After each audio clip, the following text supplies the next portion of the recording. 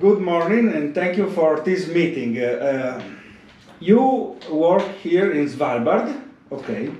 Yes, my name's Steve Coulson and I'm a professor of Arctic terrestrial ecology with a focus on invertebrates.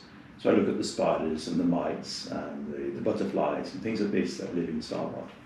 And I've been working at doing this now really since 2005.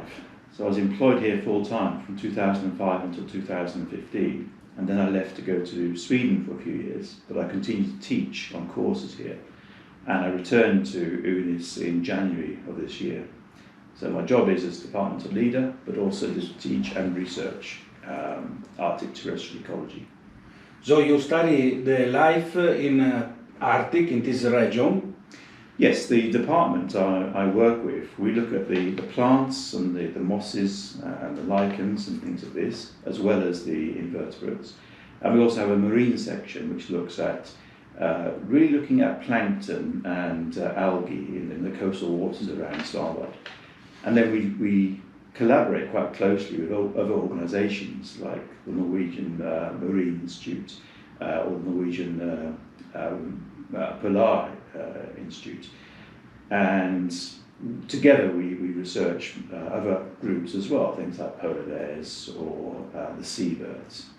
Okay. So we cover the whole gamut of life in the Arctic.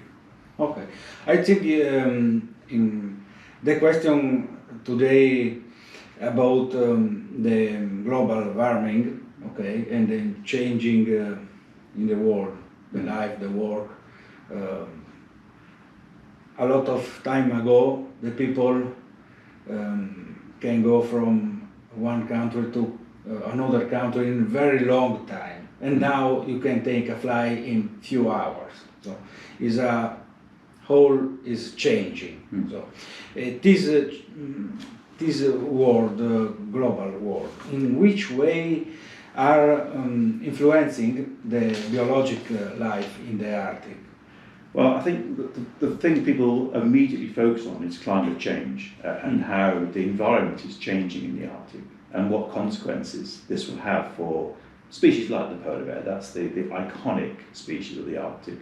But we can see dramatic changes in other groups as well. So if you look at the pollinators in Svalbard and in Greenland, we don't have bees, so we have small flies that do the pollinating, that transfer pollen from one plant to another. And we can see dramatic changes in the abundances of these. In fact, in Greenland, some of the species have decreased by 80%. So we can imagine there'd be significant changes for the seed production of plants because of this. But also you can think about the invertebrates as food for migrating birds, for example. And if you're getting 80% decrease in abundances of their food, then you can imagine that their breeding success will decrease as well. Mm-hmm. And one thing you mentioned there, which is quite interesting, is how the world is getting smaller. People fly around the world now. And we can think about introduced species and new threats by new species being brought here by humans. And if we go to some of the abandoned towns in Svalbard, we can find invertebrates which shouldn't be here. They've been brought in by humans, and we believe a few of these could be invasive. So potentially they can start to spread throughout the islands, throughout this part of the Arctic, and outcompete the native species, but we don't know yet. We'll have to see. Mm-hmm. It is very interesting. I want to ask you about your opinion. The changing in the life or in the global warming is more from nature or for human activities? Oh, that's the argument that goes backwards and forwards. It is a difficult question. Yeah. If we look at the Arctic as a whole, the Arctic is warming twice as fast as the global average.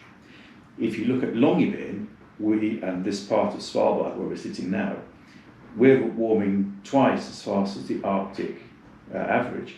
So this little part of the Arctic is warming 4 times faster than the global mean.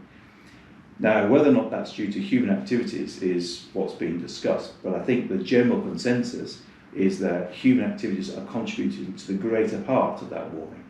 So most of the warming that we're seeing in the Arctic is due to human activities and, in principle, the release of CO2.